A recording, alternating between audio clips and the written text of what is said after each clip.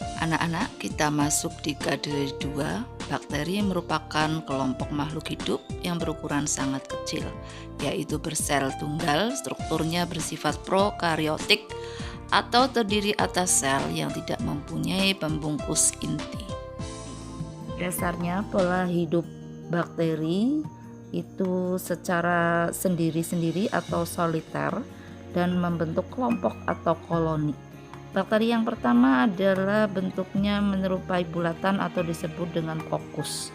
Yang hidup sendiri adalah monokokus. Kemudian yang membentuk koloni menjadi dua kokus yaitu disebut dengan diplococcus. Kemudian yang berkoloni menyerupai rantai disebut dengan bakteri Streptococcus. Kemudian ada lagi yang berkoloni membentuk seperti anggur disebut dengan Staphylococcus.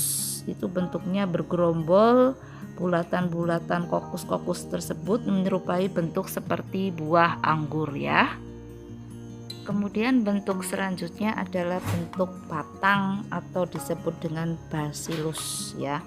Itu kalian lihat ada seperti rambut panjang yang disebut dengan alat gerak atau flagel atau flagella ya. Kemudian yang ketiga adalah bentuk vibrio. Vibrio itu seperti bentuk koma ya, kalian bisa lihat itu membentuk koma. Kemudian untuk yang selanjutnya adalah bentuk spirilium ya. Bentuk spirilium itu benang spiral yang panjang ya, bentuknya seperti dilihat pada gambar setelah ini. Nah, itu bentuk spirilium ya. Selanjutnya adalah bentuk spiral juga yang disebut dengan spirochaeta. Nah, ini bentuknya menyerupai berlekuk-lekuk ya, panjang berlekuk-lekuk atau banyak berulir.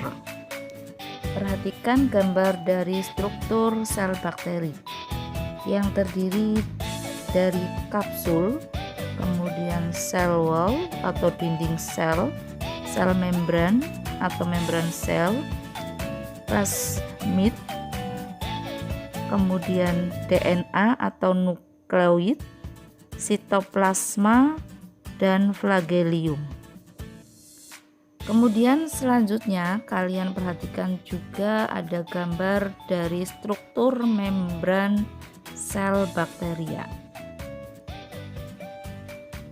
yang terdiri dari bakteri gram negatif dan gram positif. Bakteri gram negatif itu terdiri dari outer lipid membran, polisakarida, dan sel membran. Kemudian yang struktur positif terdiri dari polisakarida dan sel membran.